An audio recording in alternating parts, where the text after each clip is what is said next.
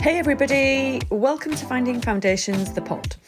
This is a space for honest conversations about the moments that shape us, those turning points, that messy middle, and everything in between. In each episode, I sit down with somebody to explore what they've learned along their way, how they've held on to it when things felt really difficult, and what's changed because of it. No perfect answers, just real stories.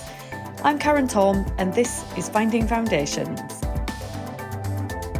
Ooh, so exciting. I am speaking to Jen Maxwell this week. She is a feminine leadership guide, fire walking facilitator, tantra teacher, and creator of the RISE framework.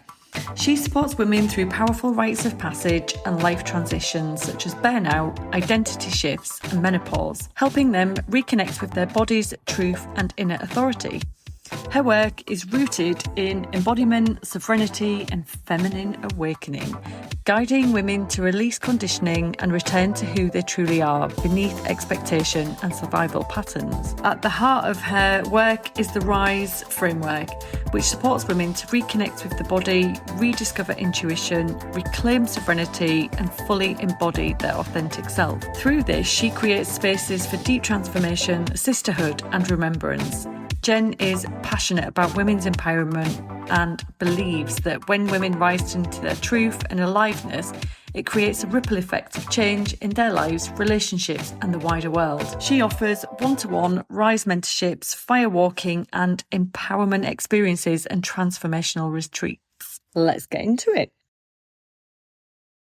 Ooh, Jen, thank you so much for joining us today on Finding Foundations. You're very welcome. It's lovely to be here. Yeah, it's really nice to see you and maybe hear some of your journeys over the last couple of months. I know you've been busy. Shall we dive in? Let's do it. So, Jen, when you think about where you are now, what's the one truth that you've come to know on your journey? And is there any word, metaphor that sums that up?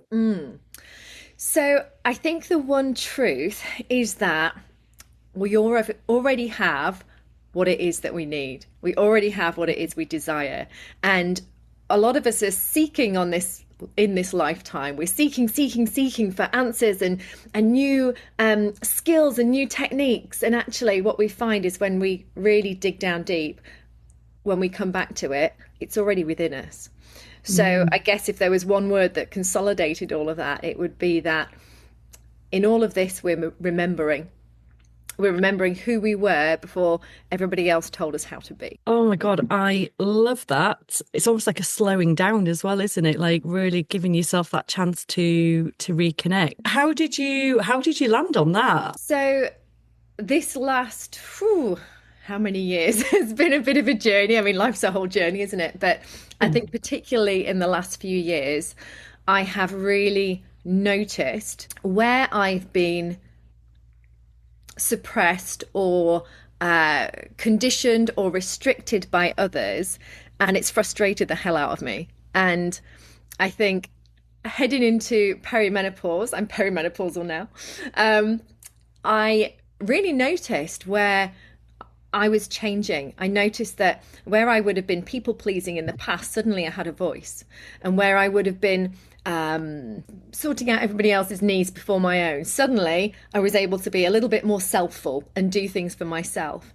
And on this journey, I really realized how I had been squashed into systems. I had been made to fall into societal expectations, and not only in the way that I behaved, but almost in the way that I was thinking and the way that I was also parenting and all of these things. So it prompted me to take a really good look at who I was, who I wanted to be, and to really step into self-sovereignty rather than being told what to do all the time, which I think I have a little bit of a rebellious streak in me.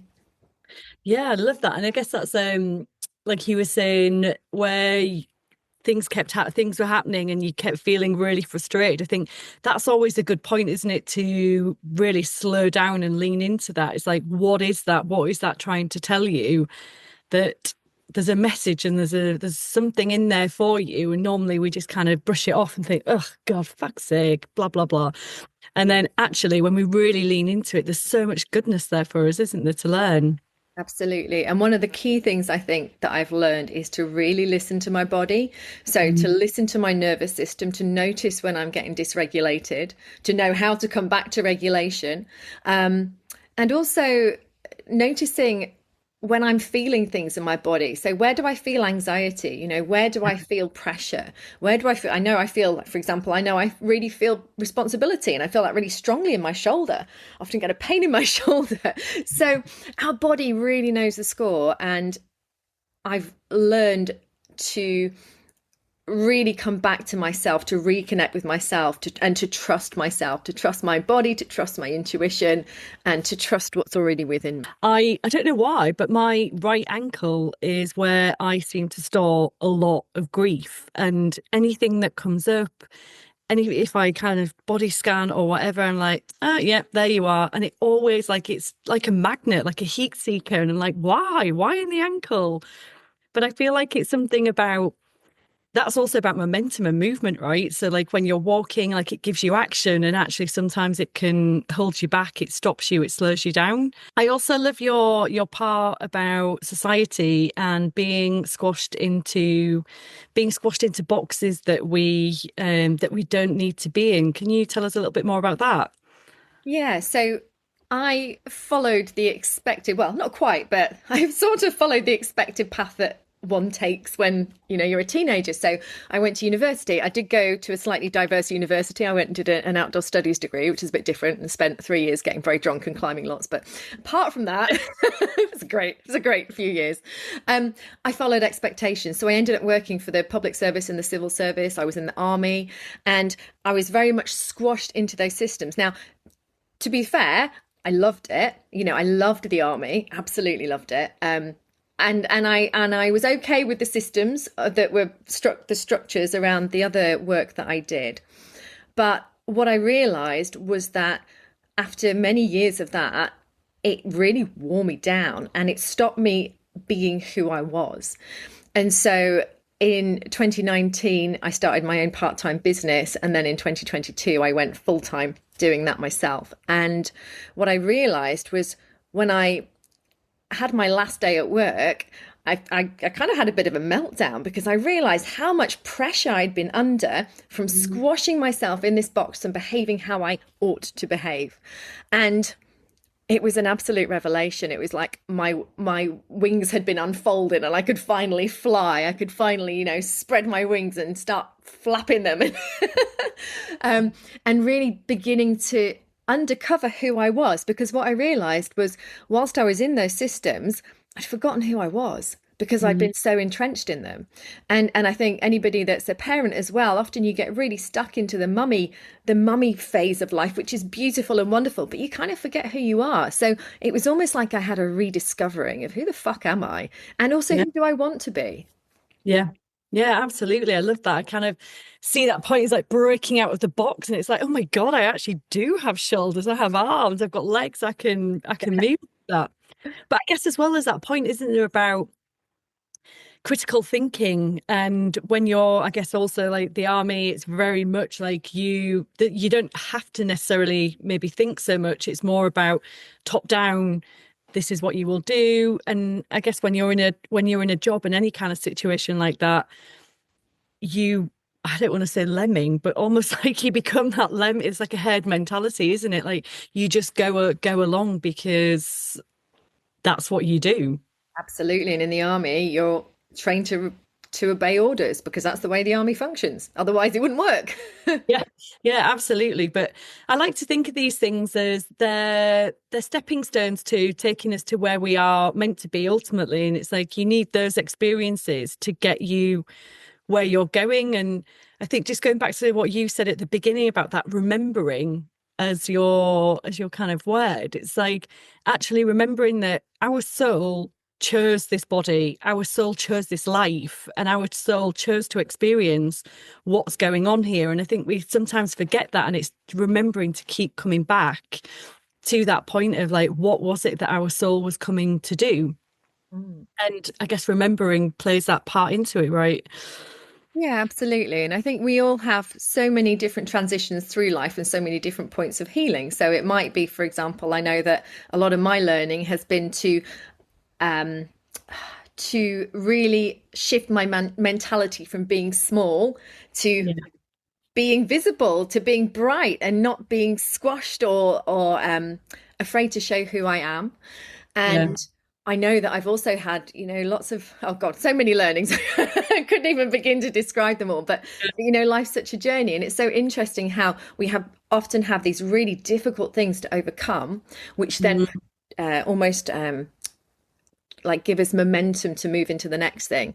And it can be a phase of healing, it can be a phase of learning. But I know that if I look back over my life and all the different stages that it's taken, I've learned and grown from each and every one of them, even Yeah. when those times are really difficult. Yeah. Yeah. And I guess that's it, that pain is never supposed to be, no emotion is supposed to be permanent. It's a cycle, it's a state. And when you allow and when you allow and you kind of immerse yourself, you can move on and you move through it. And that's the rebirth almost, isn't it? It's like that's the growth, and that's where the juiciness is. Like, it might not feel like it at the time, but ultimately you always move forwards from periods of pain, like that growth, that learning. I love that word juicy. I think juiciness really describes it, because once we've experienced something that's really difficult, and actually we can turn towards it and be with it and just be with that difficulty. What we find is that there is beauty in the difficulty and there's beauty in the joy as well. So it's almost having that perspective of that, having the understanding that there's a full perspective of spectrums in our life, and we're always going to pendulate between them. And actually, can we take delight in being present in all of them, and from one really appreciate the other? Yeah, absolutely. And also really embracing, which sounds hard and possibly ridiculous to say, but embracing those difficult times, because when we allow emotion to process, that's all it's looking for, right? It's just looking for emotion, feeling, action in motion. It will process and move on if we allow it. And yeah, I think sometimes there's that fear, isn't there, of pain and like what we can hold and what we can bear. Yeah. And one of the things I've learned in this last few years in particular is how to allow that emotion to move through me. Whether Mm. that's through movement, whether that's through dancing, maybe it's through whacking a pillow or screaming into a pillow. But one of the things that I know in my past that I've suppressed is like, I'm not allowed to feel angry. I'm not allowed to show emotion. And I think that's a really big thing for women when we're younger. Yeah. We're told, don't make a fuss, just be quiet. Yeah, yeah. Just be And good. exactly. And so I've had fucking years of that sort of all suppressed in me. And I've had so much joy in the last, I don't know how many years, but learning how to release that through breath work, through tantric practices, through just dancing in the morning, through shaking my body. Ooh. Yeah. And what's been your favorite? I really love using movement and dance and music to shift my energy, because I think it can work in so many different ways. You can really awaken yourself and shake it out with a really rocking song, or actually if you need to soothe yourself, you can actually take that moment to self-soothe with that as well. So I think that's really powerful. I think one of the biggest ones that I have loved so much is to actually lie down on the floor and have a tantrum.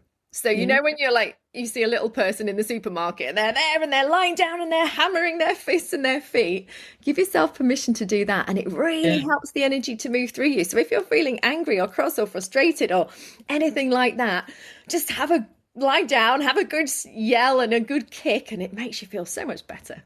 Yeah, it's making me think of there was an advert, wasn't there, years ago, where the little toddler was having a tantrum, and then the mother, she just got on the floor and she started having a tantrum, and the kid's like, what the fuck are you doing? I remember that. Yeah, it is, isn't it? It's like, I think there's also when you scream or when you have such energetic kind of outwards motion, there's the soothingness, like when you connect to your vagus nerve and things like this, like it just, I think the first time I did that, I was shocked by the noise that came out of me because it'd been so long back to being a 7-year-old girl in the playground, like just screaming with delight, that it was just like, oh my God, you just don't do these things anymore, do you? But it's so empowering to do that. Absolutely. And it's giving yourself permission to do it. Yeah, It's not something that even occurred to me until a few years ago that as an adult I had permission to do. And yeah. who was the one who was giving me permission? Myself, Yes. you know. It goes back to that point of sovereignty that you were saying. It's like standing firm standing in your life, not in control, but is standing in that sovereign of who you are. Yeah, absolutely. And I think that's where that reconnection comes in. It's a reconnecting to who am I? Who is this person who was this person before she was molded by all of these different systems and people, and actually what's her true essence, and how does she want to show up in the world? And so from that space, from that reconnection, you can then step into that sovereignty, that self-sovereignty of going, no, this is how I am, this is who I am, and I'm not Yeah. changing for anybody else. I think that's one of the key things that I've really valued in that. Yeah, I love that. I call it the filing cabinet of shit. And it's like over our life, it just keeps storing all of these files and we don't remember most of them. And yeah, it comes to it and and it just pulls out something that's not even conscious to us anymore, but it's from decades then, like right back to even before birth, remembering. I don't, but cellularly, I remember. And it doesn't tell us it's like who we are today. And that's what it's about, right? Reclaiming who you are today, not 6 months, 5, 10, 15 years ago. Where are you right now? And what are those things that matter to you? Absolutely. And trusting that you're exactly where you're meant to be. And also that there's nothing wrong. You know, often we can give No. ourselves so much judgment. We don't need fixing. We're a Yeah. perfectly, beautifully messy human being with a full spectrum of emotions. Yeah. And, you know, that's part of the beauty of human life. Yeah. And I think that's a really good point as well, Jen, because I think where the wellness industry somehow as a total has got to is really around like just that constant fixing, that there's a next hack, there's another framework, there's another thing to do, and there's something more. And it just keeps you constantly on the hook, searching, searching, searching. And actually, as you said at the beginning, it's about that remembering, coming back to yourself and connecting, because all of our wisdom, it's within us already. We know it. It's already here. And if you hadn't learnt that remembering, that sovereignty, where do you think you'd still be? I'd probably be scaling the ladder of the civil service and the army, and probably still being squashed in those boxes, not being my true self or who I have the potential to be. And that's not to say that the jobs I was doing weren't important. You know, I was doing some really good roles and I was good at my job, but I knew that I had more to offer to the world than fitting into a box. Thinking about remembering and sovereignty, how do you live that every day? And what do you do when things feel impossible? Good question.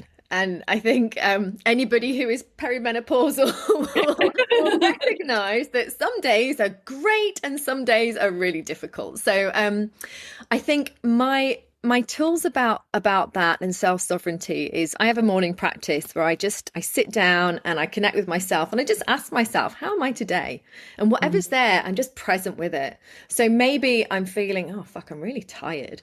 Or maybe I've woken up full of beans, or maybe actually I'm feeling a bit depressed this morning, or maybe I woke up and I feel really glad that I'm alive. You know, there's a real range of feelings we can experience. For me anyway, it's different every day. And so it's just sitting with that and allowing it to be there, knowing that there's nothing wrong. And then I don't know if there is something that I feel like I need to sit with a little bit longer. There's a lovely practice called the RAIN practice. I don't know if you've ever come across that. It's a Tara Brach practice, mindfulness practice. I used to teach mindfulness for many years. And it's about allowing yourself to be with your emotions. So you recognize, you allow them to come in, you give them some intimate attention, and then you recognize that they're not going to be there forever. They're not going to be there. Like you said before, they're in transition. They're maybe just here for a little while and they're going to move on at some point. So even just sitting with them, allowing them to be there can either magnify the joy in them, or it can allow the difficult feelings to go, okay, I'm just going to be with you, nothing wrong. And they feel less intense. Yeah. I love that. I'm going to look that up. Rain. And who was that with? Tara? Tara Bracht. She's a yeah.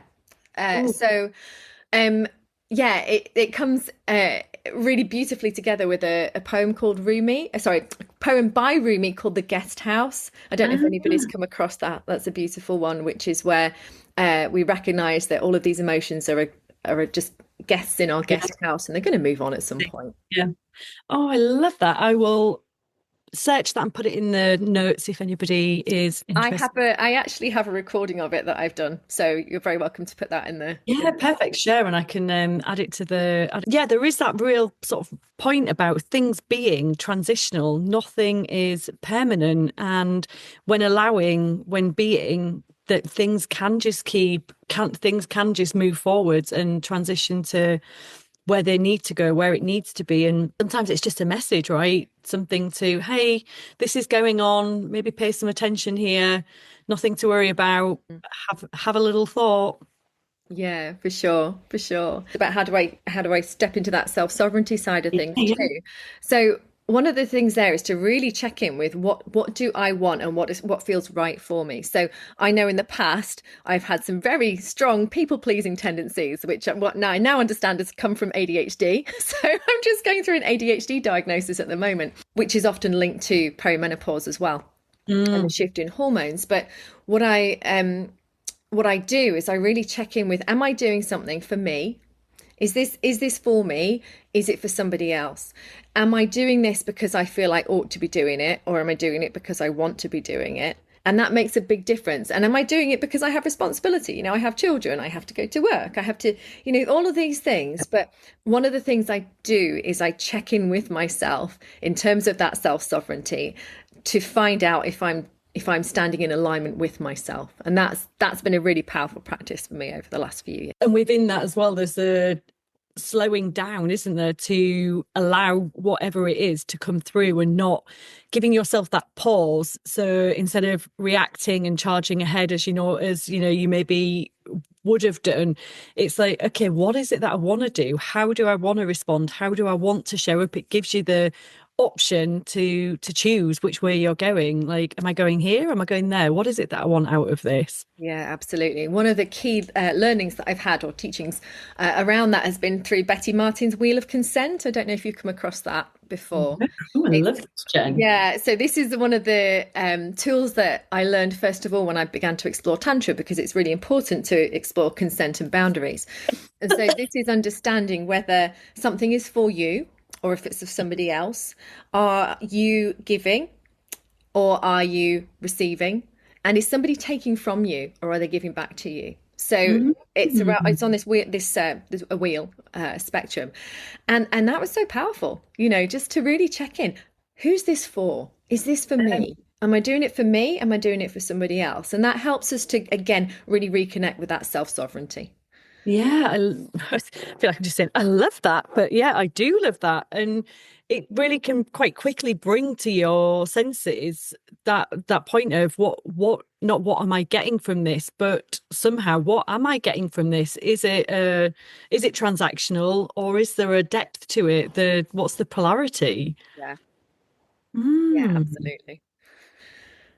great. And what was the hardest point of putting those practices into place and finding that consistency? Does that matter?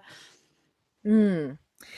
I think overcoming the tendency to people please, recognizing when I was doing it, and then being strong enough to not do it.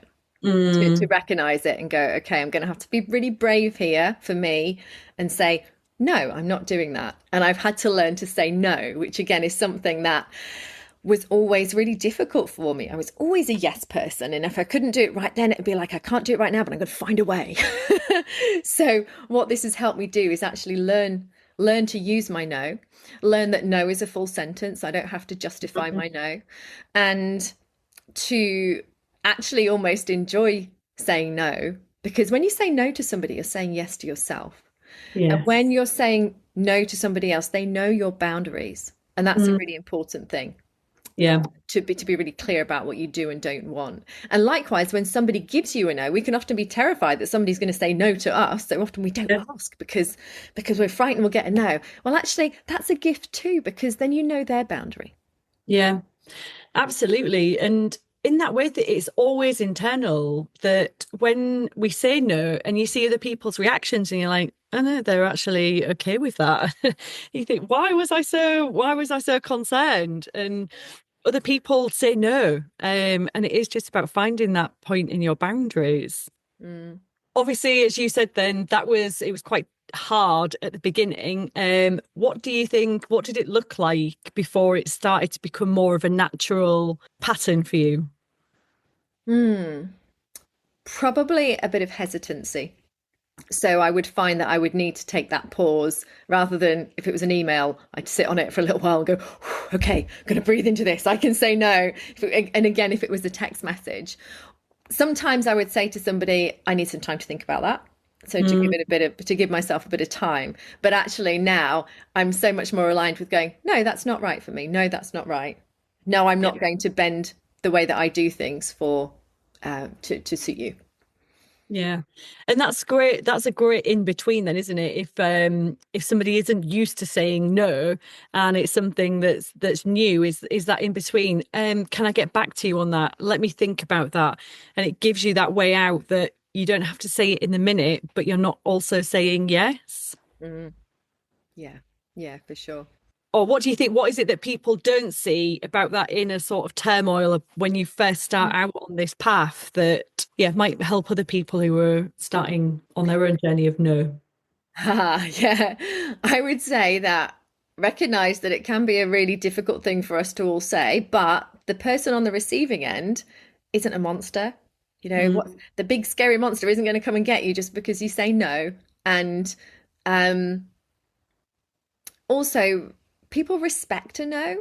They mm, really do. So, for example, somebody, you know, I do firewalking. So somebody asked me if I would do a charity firewalk, but well, it wasn't quite a charity firewalk, but it was a firewalk at a festival, and it would have been a very short one. And so I don't do firewalking that way. My firewalkings are deep and ceremonial, and I said no, I'm not going to do that. It might have paid me lots of money, but I was like no, because that's not the way I do things. I would be out of integrity if I did that. And she came mm. back to me and she said, "Thank you. I really appreciate that, your honesty. And thank you for your no." And I was like, there we go. All Yeah. good. Thank you for accepting my no. But again, it keeps coming back, doesn't it, to that putting yourself in sovereignty. All of these, no is a boundary. Boundary is standing in that sovereignty of yourself and giving yourself the power to own your life. That I am the driver in this. I'm the driver in this destination on this journey. I'm not a passenger, and I will choose the direction that I wish to go in. Yeah. Yeah. And this is the point about self-sovereignty. You get to choose. Yeah. And you can take into considerations other people, like children, dependents, pets, all of that. But at the end of the day, like you say, you're the driver. I think that's choice was probably my biggest learning at the beginning of my journey in that thinking about, oh, I actually do have choices where I've thought, oh, you just do. And I guess it's like you were saying with the box or being in the boxes, you just do things because you think it's expected. And when you realize that actually it's almost like age reversing, going back to being a toddler and be like, why? Why do I need to do this? Why? Why? And just challenging everything again with that sense of curiosity and innocence that why do we always have to do this? Why does that have to be? Yes, I love that. I love that. Having the curiosity to go, why are we doing this? Is it just because we've always done it? Or is Yeah. it because it's there for a reason? How do you think that that's helped you through the journey that you've been on? And like you were saying, especially over the last couple of years. I think it's helped me be a lot stronger. So all of these things coming together has helped me really be able to hone into who I am and also where I want to go, because we're always developing, we're always growing and learning. And we talked before about we've got our resources within us. We're already a beautiful and whole human being, but it doesn't mean we can't learn new things. It doesn't mean we need to be fixed. It doesn't mean we have to do anything to grow. But I think it's really important as a human being to be curious and to learn new things that can help us to step into where we want to be. So really the embodiment that I've learned and listening to my body, listening to my nervous system in particular has been very helpful.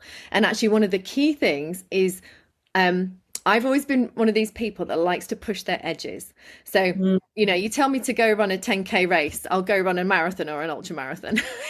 You tell me to, I did a vision quest last year where I could have fasted for 4 days. I decided to fast for 6 because that's like, I like to push my edges a little bit more. And so one of the things that I've really learned to explore is the edges of my comfort zone. So the edges of where am I willing to go to, and how I'll go so far and then I'll come back to safety. It's called pendulation, where you might go to the edge of where your comfort zone is. You can feel your nervous system getting activated, and you get to the point where you know if you go a step further it's too much, so then you come back. So I think what I've done over the last few years is try these things, and then if they're too much, I come back to my place of safety. But I'm always one for adventure. I'm always one for exploring new places and doing new things. And so and I'm quite a brave person, I think. And so with a whole bucket of curiosity as well, I've used those processes of activation, of regulation, and of exploring those edges to make life fulfilling, make life exciting, to push, to step out of those boundaries and those expectations that other people have put on me, and also perhaps I even put on myself. Yeah, absolutely. I think we do, don't we? I think there's really something powerful in what you were saying there about the being in the comfort zone and out of it. I think sometimes there's a misconception that actually pushing yourself doesn't mean that you have to push and go right out of your comfort zone, because that can also be really detrimental. But finding those edges that pushes you, but it doesn't overwhelm you, and it doesn't, trauma or whatever it is, but it doesn't push you so far out. Bit unnervy, bit jingly, what's going to happen here? But it doesn't have to be that extra level. No, not at all. And it's important not to necessarily put yourself in those spaces where you are going to become very dysregulated, or it might be massively overwhelming, because actually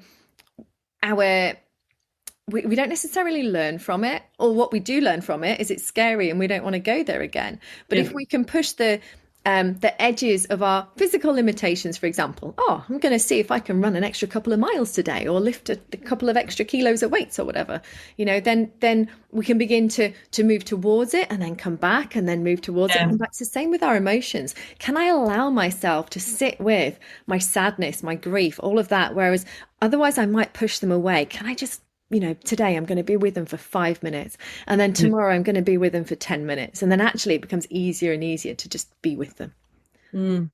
Yeah, it's like that muscle memory as well, isn't it? Of like trying something, coming back, because otherwise, it goes into the filing cabinet of shit, right? And then when that comes back up again, it's like, holy fuck, I am not doing that again. That is not where I am, because look what happened last time.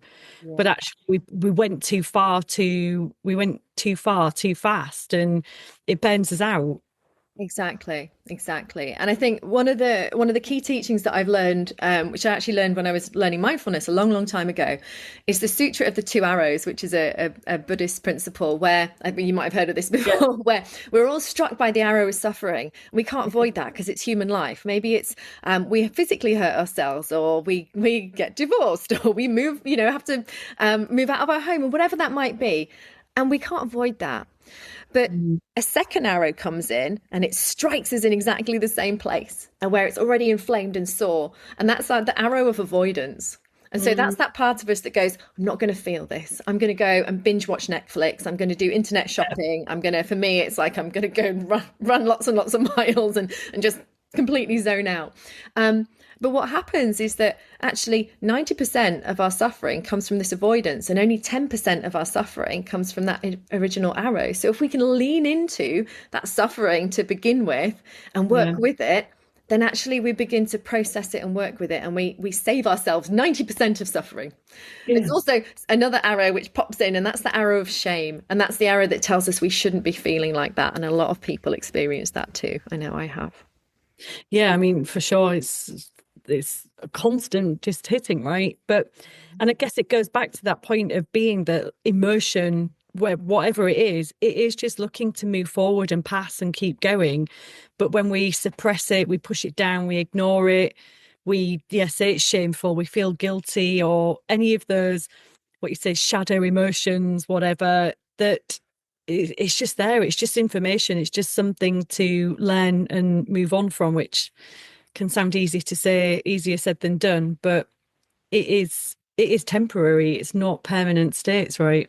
Absolutely. And the first thing to do is turn towards it rather than away from Yeah. Yeah, lean into it. it. So how does it feel today to see and know how your life has changed? If I were to go back 15 years maybe and look at myself, I don't think I'd believe it. I'd be like, what, really? At that time I was entrenched in my I'm going to inverted commas proper jobs then, Yeah. and stuck in the systems and kind of thriving in the systems as well at that point. But I don't think I would recognize myself. And one of the beautiful things about really coming back to yourself and who you are and letting go of all those expectations that everybody has put upon you is that you can begin to grow back into yourself, if that makes sense. So now I'm 46 now, and I feel more sexy, more desirable, more confident in my body than I did when I was 20. Yeah. And I don't give a fuck, which is so liberating, isn't it? I think the older we get, I don't care what people think of me. No. And also one of the things I've really learned is how to charge my eros, my life force energy, my sensuality, and in doing so, find pleasure in all areas of life. Yeah. Being out in nature, hanging out with friends, being with myself, reading a book, watching a film, and just noticing all those delicious moments that we might sometimes otherwise miss or not appreciate. So there's a whole load of gratitude in there too. Also with that, we kind of forget the things that bring us pleasure. We forget the things that bring us joy, and we think it's sometimes like all of these big moments and big experiences and stuff, but it can actually just be really, really simple, like sitting in enjoying something to eat, something to drink, something in the nature, or drawing, creative, whatever it is. It's really simple pleasures, isn't it? Doesn't have to always be like those absolute highs. No, not at all. In fact, I did an Instagram post about it yesterday, which is about glimmers. It's about when life throws you curveballs, find the glimmers. So when I was in India, I ran into a rock and I broke my big toe, and I was supposed to do an ultra marathon in next month. And as such, it's not healing fast enough, so I can't do it. So I was feeling a bit upset about that. And then I was like, why am I upset? Look at all the glimmers here. I was actually managing to walk up a mountain, just a little one. And the sun was just setting, and I was catching the last of the rays, and it was beautiful. And, I'd seen my children laugh and smile that day and giggle. And, when kids have that like uncontrollable giggle, and it washes over you as well. And so many things to be grateful for. And those are the glimmers. And you might just find one a day, or you might find that actually the next day you can find two, and the next day you can find three, and the next day 4, 5, or 6. And then what you notice is that your whole energy begins to change. And if we think about the law of attraction, what we give out, we get back. So the more little glimmers we find, the more glimmers that we find, the more are going to come our way. Yeah, absolutely. And I think that having that practice of gratitude as well is so important to do that, isn't it? It's like looking for what are the things that you are grateful for today? What are the things that you're breathing, you're alive, you live in a warm house, you go to work, you have different things. There's gratitude in all of that. And like you say, it changes that energy structure, that what you give, you receive. Absolutely, yeah. Shifts your whole energetic vibration. Yeah. I think what you were saying earlier, I loved that in that going out there and sort of refinding yourself. It's like you're feral and it's like you've wilded and you've come back and it's like, I'm rewilding again. There's something really animalistic somehow in that as well, that we rediscover who we are and who we are truly here to be. Yeah, for sure. It's primal. It's like we're undomesticating ourselves. It's like Yeah. we're exploring and discovering all these emotions that we've been suppressing and are able to then express them in terms of rage or frustration or all of that. And of love, being able to express Yeah. love and have that full spectrum of emotions, which is so important. And often we are encouraged not to express. Yeah.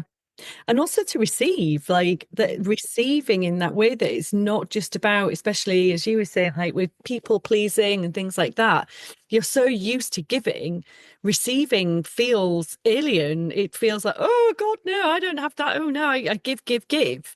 And it's learning to receive and yeah, having that people also want to give. Yeah, and if you think about it, how much joy and delight do you get from giving? And Yeah. when the other person receives it, you really get a buzz from it. So when you're receiving from other people or you're receiving from the universe, you're bringing them joy too. So it's a reciprocity. Yeah, absolutely. And I guess also it goes back to the duality of everything, giving and receiving, they come as a cycle, like laughter, sadness, all of these things is a duality, that no one thing is supposed to be a dominant force, whether it was masculine, feminine. I guess that's the whole point of Tantra also, isn't it? It's like this merging of energies. This really, life is not about one dominance. It's about finding that blend. And I don't really want to say balance because balance feels so linear. Whereas things are not like that, are they? It moves and it changes. And No, and there's always swirling and movement and evolution and pendulating one way and then the other way. But I think it's recognizing that both are there. I mean, part of the work that I do is very much about recognizing we live in a very patriarchal system, so there's a lot of masculine energy about, and I live in so many of my younger years in my masculine all the time, especially with the jobs that I did.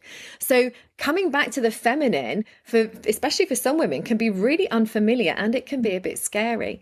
But actually yeah. what we need to do is we still need that masculine Mm. energy, but we need the divine feminine to rise as well, to balance, Yeah. to balance it out. I mean, not to go into politics, but if you look at the shit show of the world today, I mean, if there was a few more female leaders, I feel like we'd be in a completely different place right now. Absolutely agree. And how do you celebrate yourself? What an interesting question. How do I celebrate myself?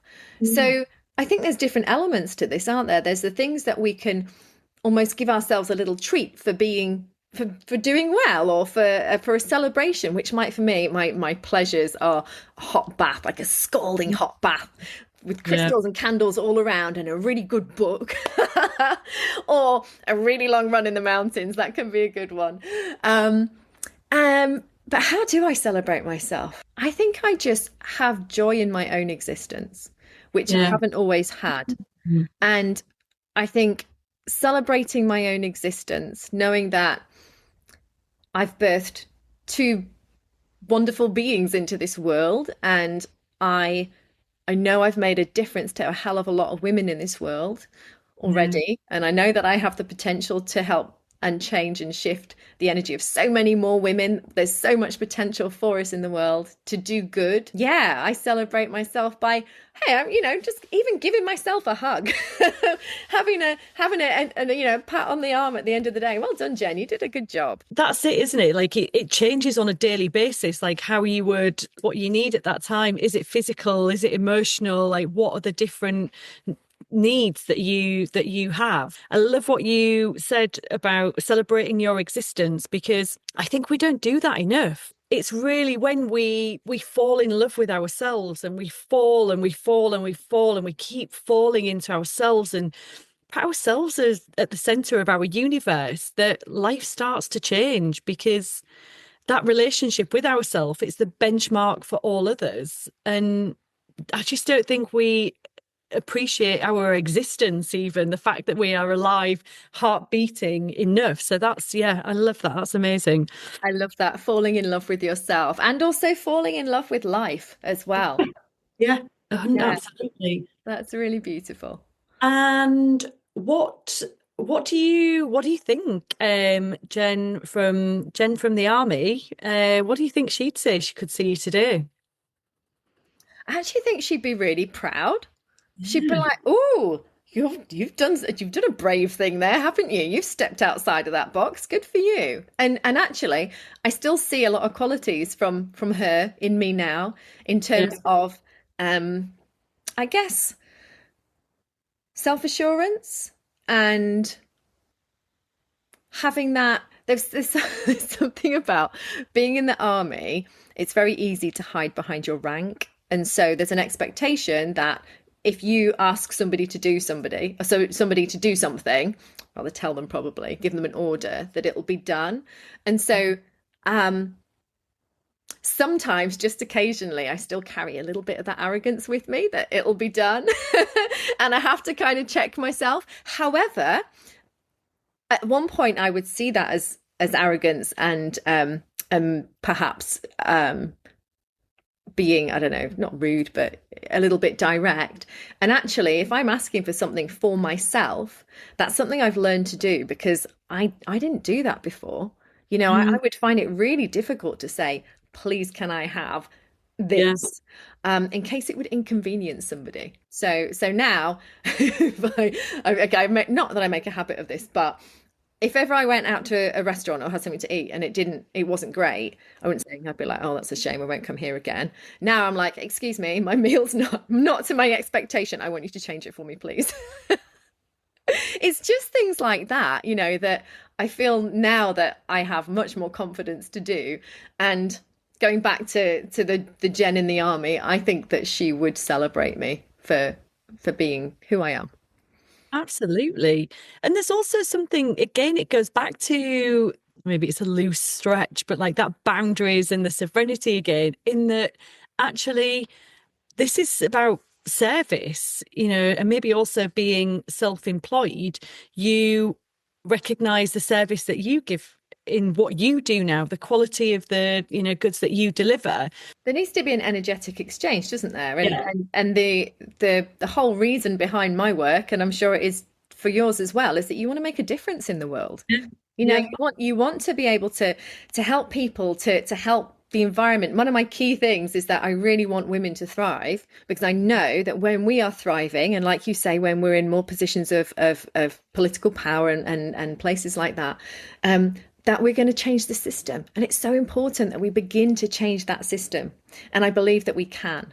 And I believe Yeah. the more women that learn how to say no, how to stand in their self-sovereignty, and just to not take any shit, that's going Yeah. to make the hugest difference in the world. It really is. The Dalai Lama said Western women are going to change the world, and I think I believe him.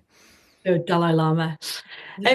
Typically, as a last question, if you think about Jen in the army, at that point, what percentage of the life that you lead now and are living do you think she could have envisaged?